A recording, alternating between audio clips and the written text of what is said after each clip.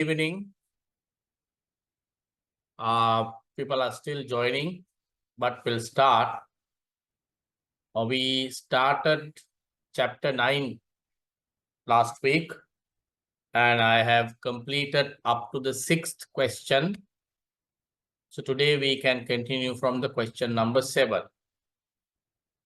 So we'll move from here. Let me share the poll.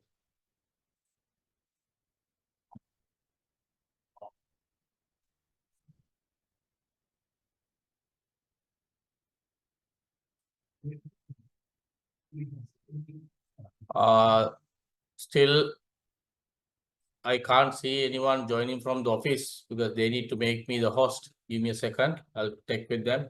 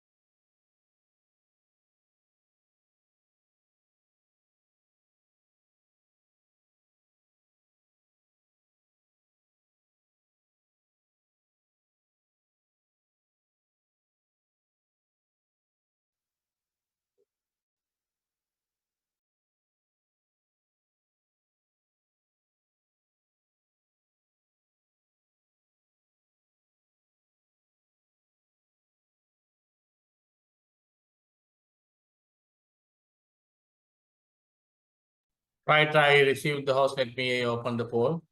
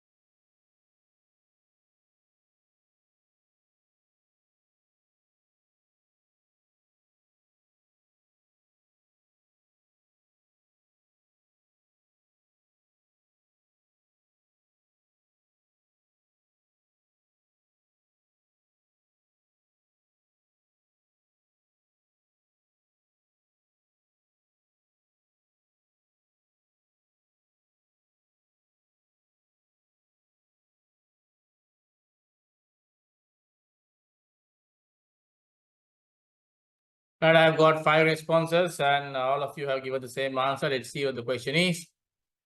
The risk of loss that a firm is willing to accept in the pursuit of business objectives is known as profile ranking capacity tolerance. Yes, the correct answer is tolerance or the appetite. Right. All of you have given the correct answer. Very good. Let's move forward.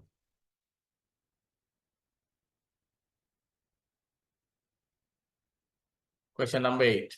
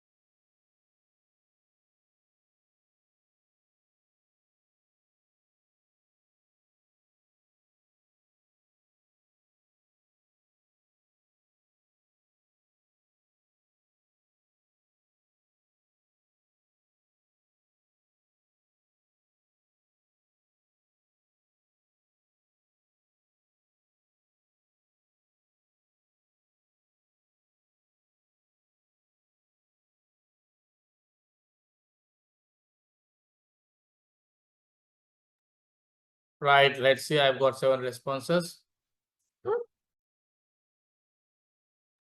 Which statement concerning the 3 lines of defense is correct?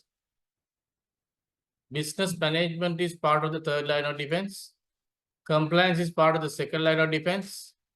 And independent dysfunction is part of the 1st line of defense. Internal audit is part of the 2nd line of defense. Okay, what are the 3 lines of defenses?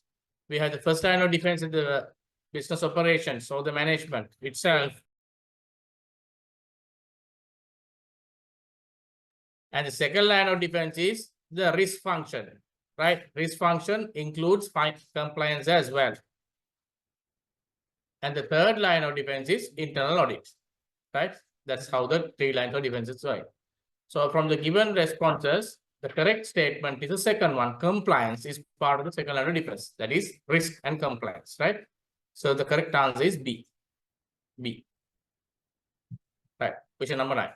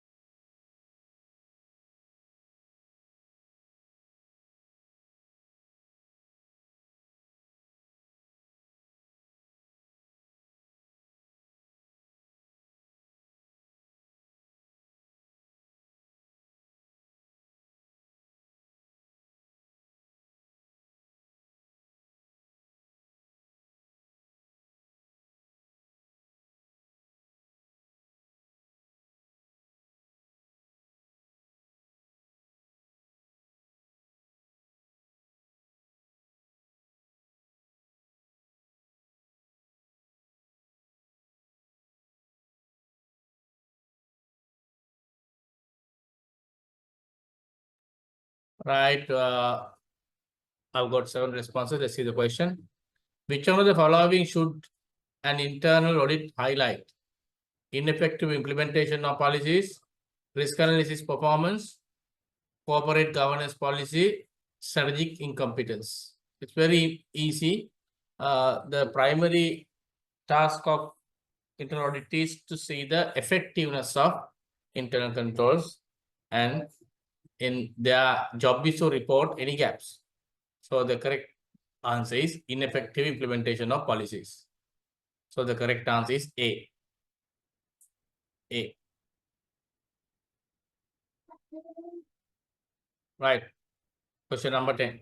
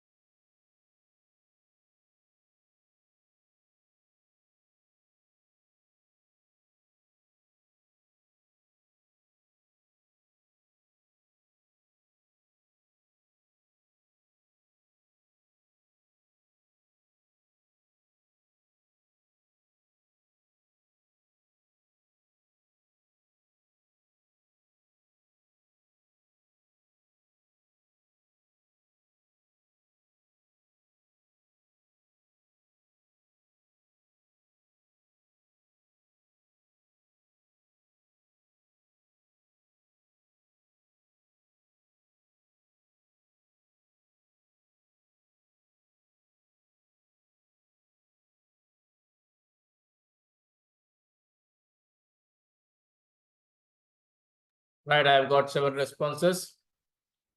Which one of the following functions has the responsibility for monitoring risk on a day-to-day basis? Internal auditor, business department, compliance function, risk committee. I think the answer is obvious. It's the business department. So the correct answer is B. I'm good that all of you have given the correct answer.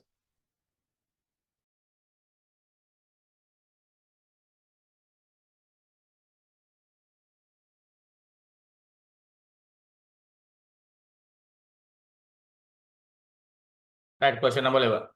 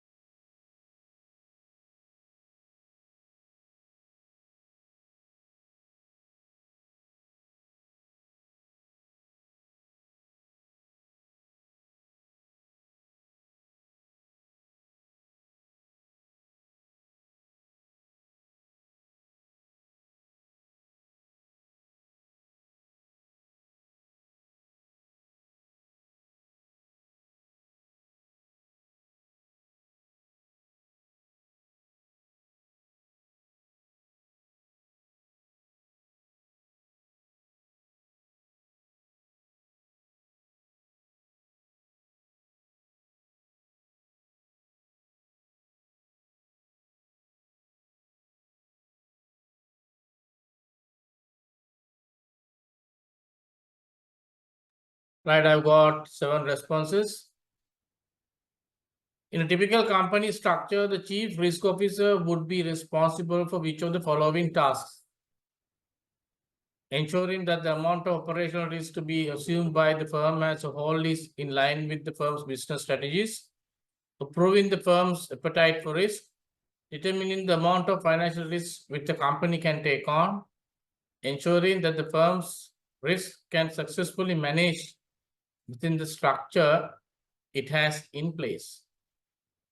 So it's about the structure, right? In terms of structure, CRO would be responsible. So from the given responses, the most appropriate response is ensuring that the firm's risk can successfully managed within the structure it has in place, because you need to have a proper structure to manage the risk of the organization. That's a responsibility of the CRO.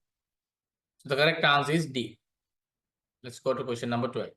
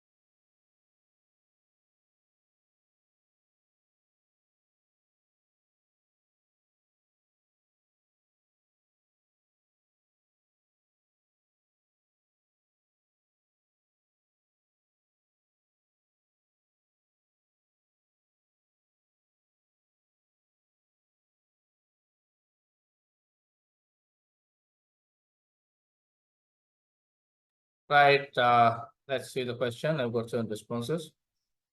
Companies which do not implement the set of techniques and processes required to ensure that they have a suitable risk culture may see staff being concerned only with their own roles. What is this effect known as? Isolation, individualism, silo, compartmentalization. So it's about staff only worried about what their domain is. This is called silos, right? We are in silos. We only worry about our area. So the correct answer is C. Right? Question number 13.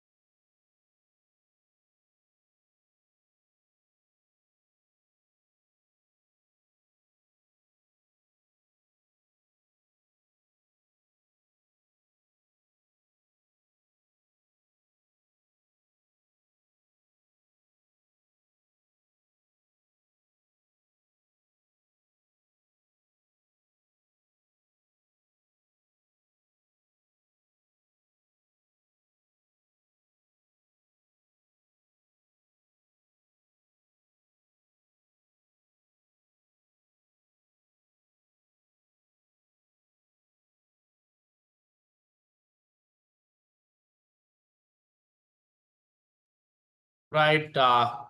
Let's see. I still have only 5 responses. Which scenario might lead to the segregation of duties between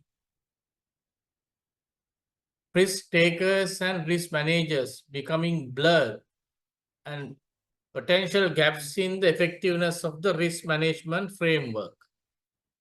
Risk takers should have no input to risk managers' performance evaluations. Risk managers should only be able to approve risk within strict guidance. Risk staff being able to advise on which risk to take. Head of risk should be independent of the management. Right. When you look at these given responses, the question is which scenario might lead to the segregation of duties between the risk takers and risk managers becoming blurred and potential gaps in the effectiveness of the risk management framework, right? So that means you need to pick something that is not right? What can cause a problem? So from the given responses, if you look at this third one, C, risk staff being able to advise on which risk to take. Risk staff should not be able to decide on that. Then you are violating our risk appetite set within the organization. So staff has to act within the agreed risk levels. They should not be deciding on it. So the correct answer is C. Right. And that's the end of that set of questions. Let us now move to a different set of questions. So chapter 10.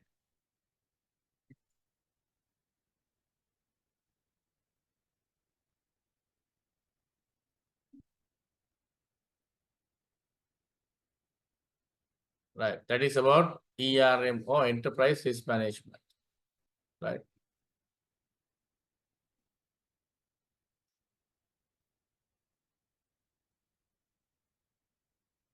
Okay, we'll start with the question number 1.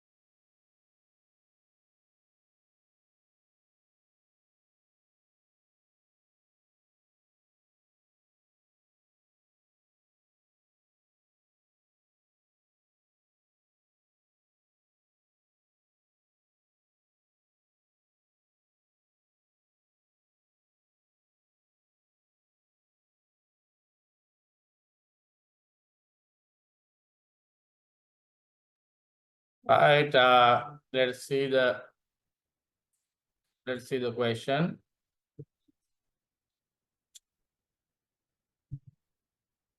An enterprise risk management system enables the risk committee of a company to oversee the organization's approach to risk management in a more effective way than a company which does not employ such a system. It does this by providing what type of view of the organization's risk profile, the viewpoint, right? Subjective, single, more detailed, objective. Right. Now, I know there is a competition between few answers here, but you need to understand the question here. It's about enterprise risk management approach. When you manage risk holistically at the enterprise level, what we do is rather than looking at individual risks in isolation, you're looking at the overall risk as a snapshot holistically. So in that sense, subjective is not a good answer. That's bias.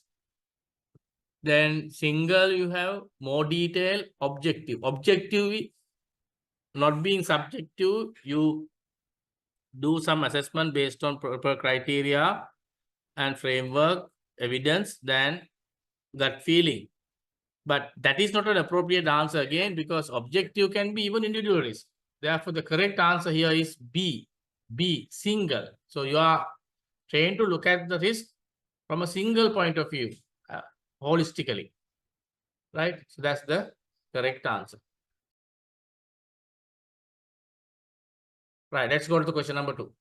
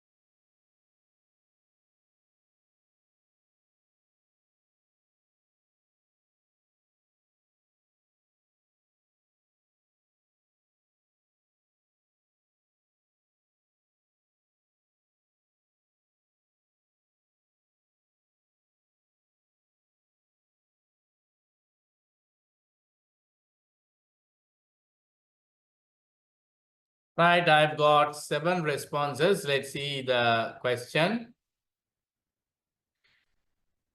Enterprise risk management involves only business and strategic risk.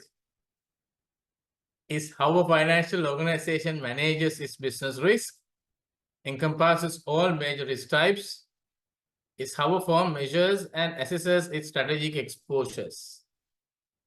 So from the given responses, the most appropriate answer is encompasses all major risk types. It's a holistic thing, right? So the correct answer is C. Let's go to question number 3.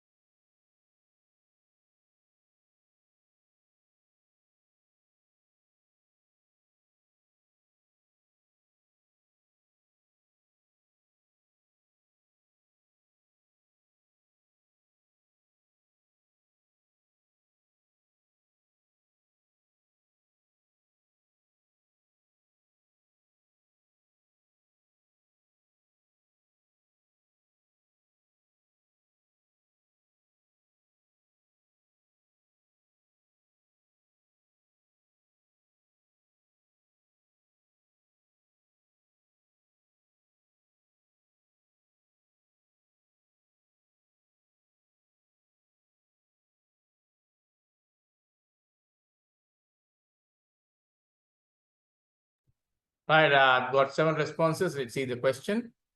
Which feature best differentiates ERM from other risk management approaches? Providing an understanding of risk exposure, management of the consequences of risk, integrating the management of all risk, optimization of the risk process. I think it's very clear. The correct answer is C. All of you have given the correct answer. Great. Let's go to the next question. Question number 4.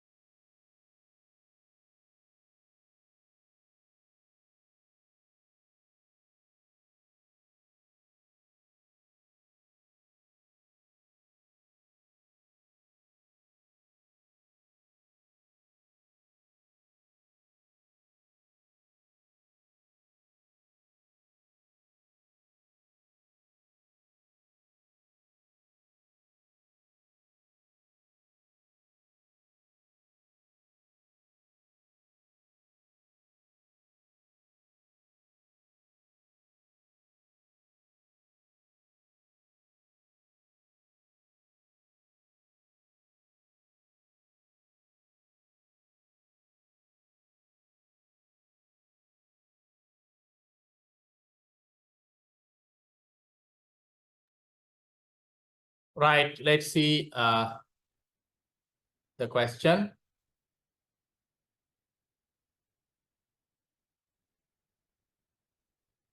Which industry legislation is seen as a driver for ER? UCITS, MAD, ICAP, MIFID. I think what we know very clearly is ICAP, right? Internal Capital Adequacy Assessment Process. Now, we discussed in the new syllabus, it's different. We don't have ICAP anymore. It's ICLA, Internal Capital and Liquidity Assessment Process, right? So this is a old paper. Therefore, they still use the previous term. Right. Question number 5.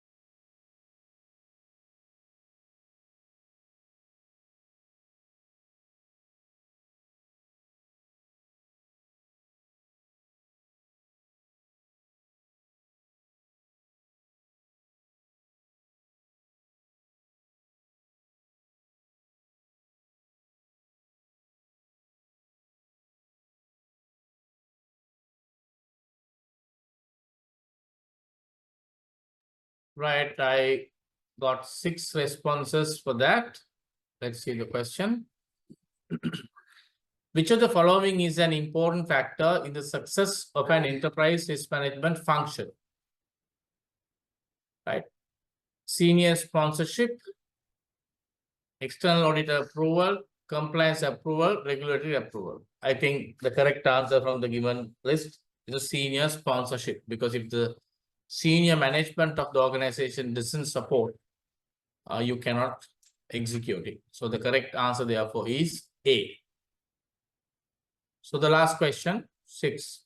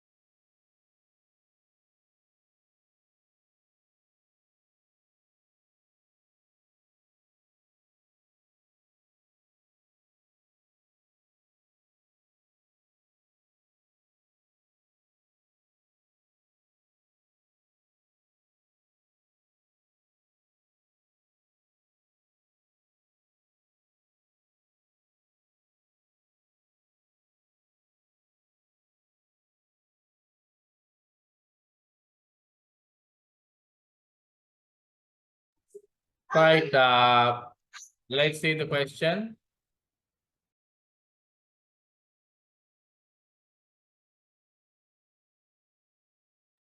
Which functional area would normally be outside of the day-to-day activities of ERA, right? Outside the day-to-day activities of ERA. Risk management, finance, compliance, internal audit. So it's obvious. Audit does not get involved in any of the day-to-day activities. So the correct answer therefore is D, right? Okay. Now we have discussed all the 10 chapters individually for these questions, right? I told you the other day, after completing these chapters, we are discussing a mixed paper. So this paper will have questions from all the chapters and it doesn't specify which chapter. So you should be able to figure out what is the topic under consideration and then respond. So that's how you get the questions at the exam as well, because in the exam, you don't get chapter-wise question, you get a mix of questions. And I remember last time someone wanted to even touch some of the topics that we had less number of questions. So the office is working on that as well, probably maybe by the next week or so, they will also look at where we have fewer questions and then discuss more questions. But on the other side, those chapters where we discuss fewer questions don't have much content to have wider range of questions. That's why we picked some of the vital questions and we did it. But still, if you require that you need more time in certain topics, we can do that. Keep feeding your requirements to the office, maybe to the WhatsApp group or whatever, so that they will attend to that. So today, what I'm doing is, now we are going to discuss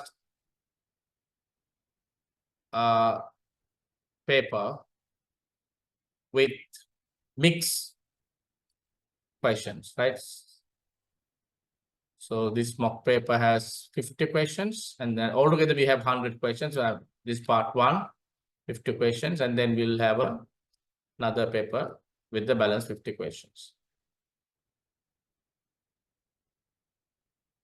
Right. So let's start. The topic is not mentioned. You should be able to figure it out. Let's start with the question number 1 on this mock paper.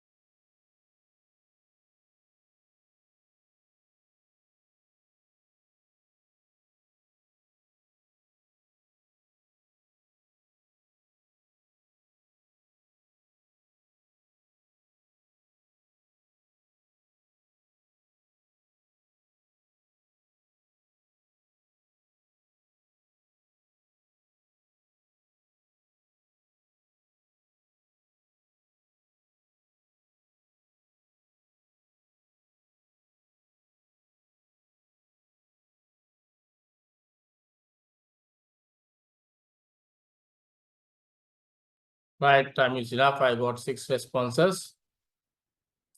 Let's see the question.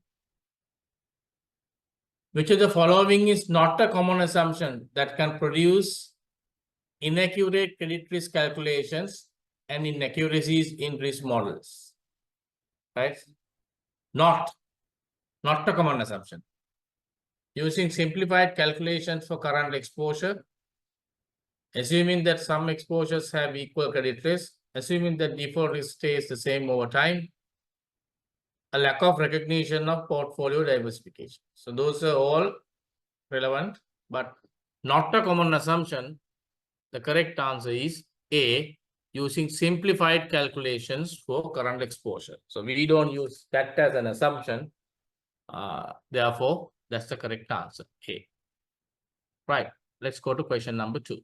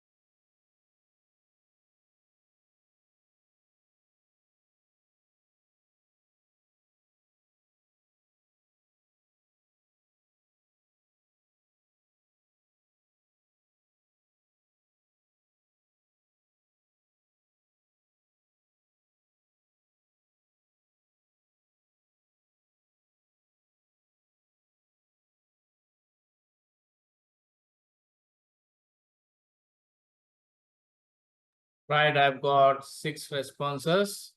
Let's see the question.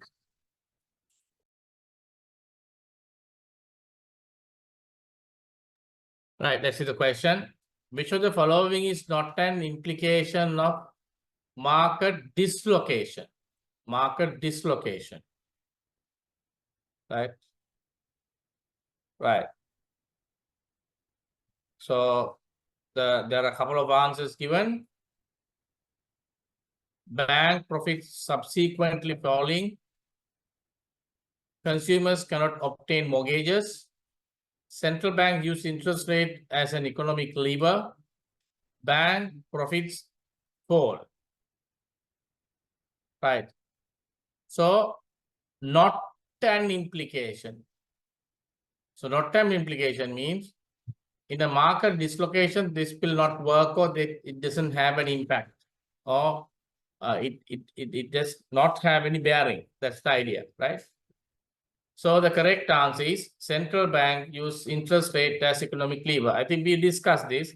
when there's market, when the market dislocation happens, there's no demand, there's no market for it, for liquidities. When that happens, what central bank is trying to do is with the interest, you either increase or decrease the rate, policy rate, so that the banks will increase or decrease the rate accordingly, and that will affect the decision of the credit or the borrowers, right? So when the interest rate goes down, there'll be more demand.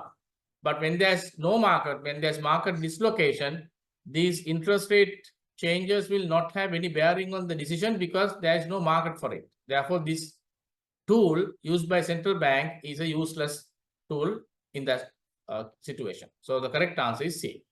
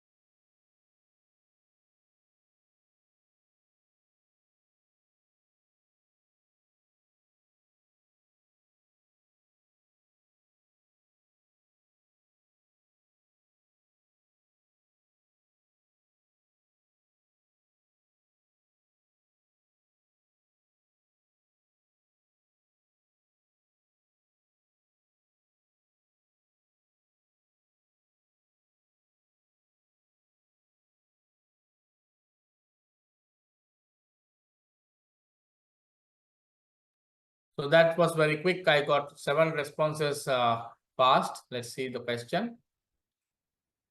What is the definition of operational risk? Right. The risk of direct or indirect loss resulting from inadequate controls and compliance in financial markets.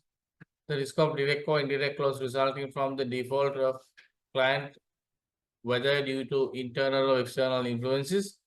The result of direct and indirect loss resulting from market movements. The risk of loss resulting from inadequate or failed internal processes, people, and system, or from external events. So that's the correct answer. D. All of you have given the correct answer. Right. Let's go to question number 4.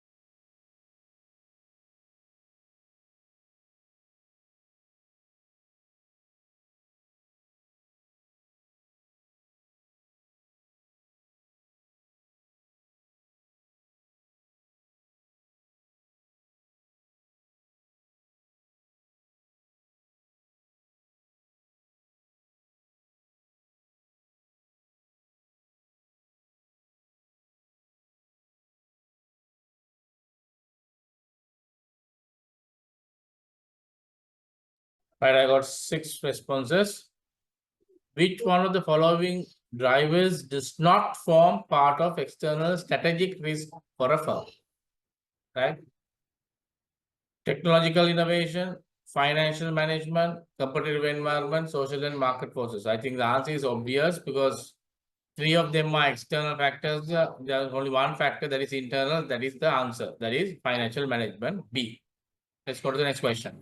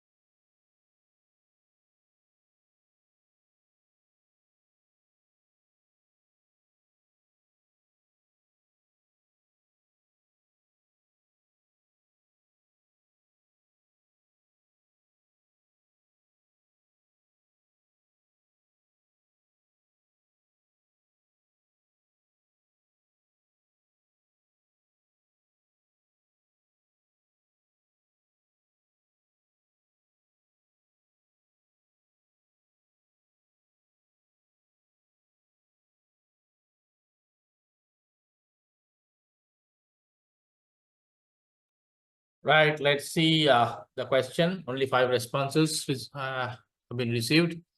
Which of the following is not regarded as a weakness in historical data used for credit risk management? Right? Not. Keyword is not, right? Not regarded as a weakness. Major market movements making historic data unreliable. So it's a weakness. Economic or political changes making data irrelevant or misleading. Yes, it's a mistake. Simple lack of availability of data. Example, emerging markets. Unreliable credit rating agencies. So the question is not regarded as a weakness in historical data using the credit risk management. So based on the given responses, the last one, unreliable credit rating agencies, is the correct answer. So I'm glad most of you have given the correct answer anyway.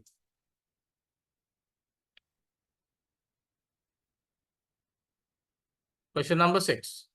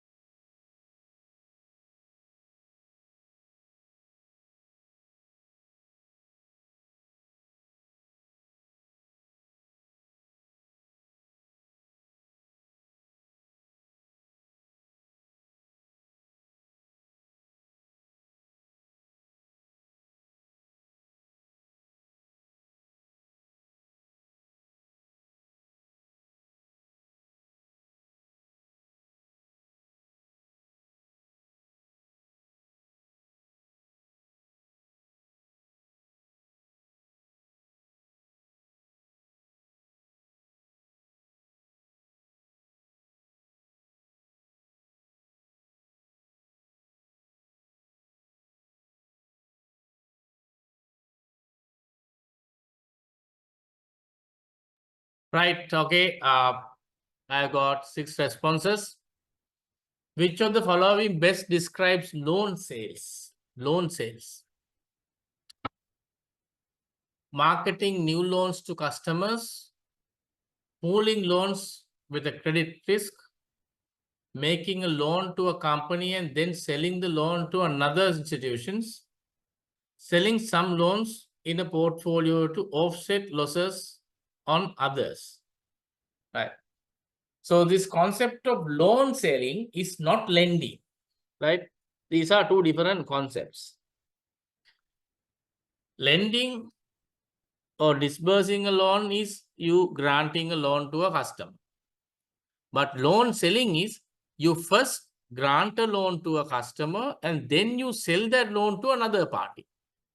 Right? Sometimes that can happen not as a individual loan. Mostly it can be a pool of loans, right? You sell your loans you have already lent and you have a pool of loans with you and you sell that existing loans to another party or institution. That is what we call loan selling. The correct answer is C.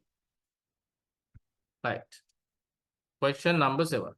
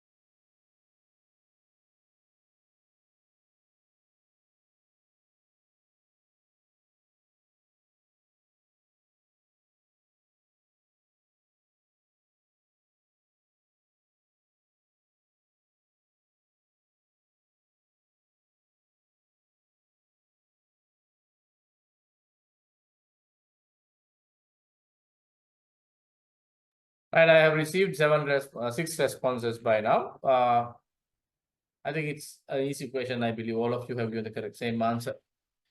The Basel Accord,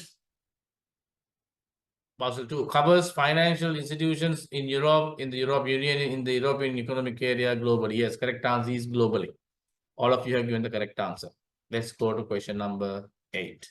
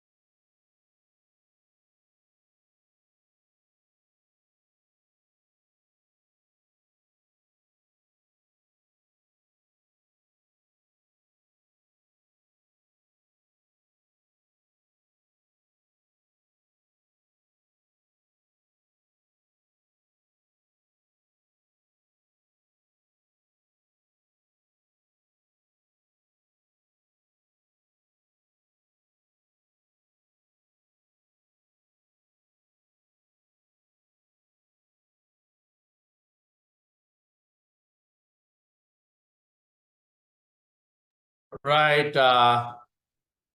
I got only one response. Okay, I will give you some more time.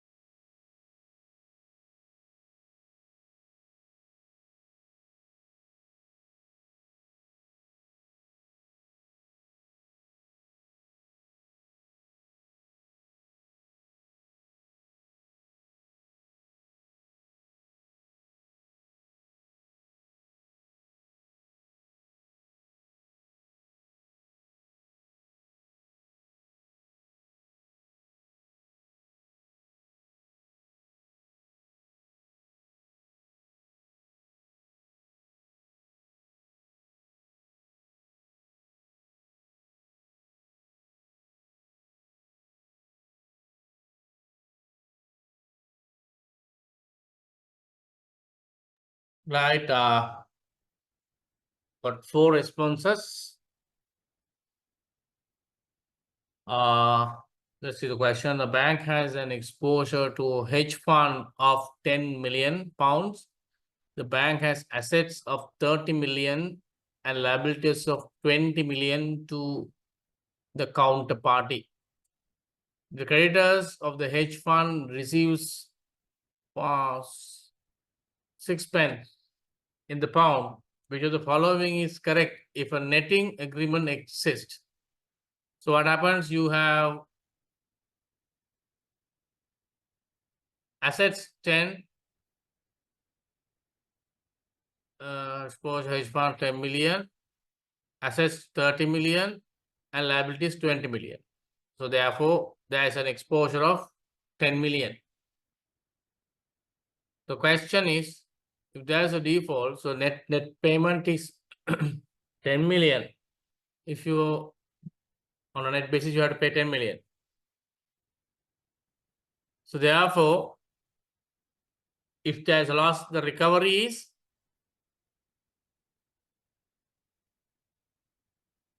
6, right? 6 penny for each pound. That means 10 million into 0.6.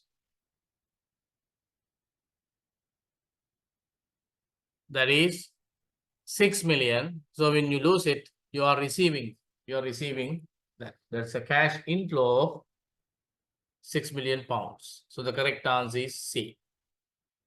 Right. Yeah, majority have given the correct answer. Others, I hope you understood the calculation. Right. Now the time is 8:30. Let's take a break and continue.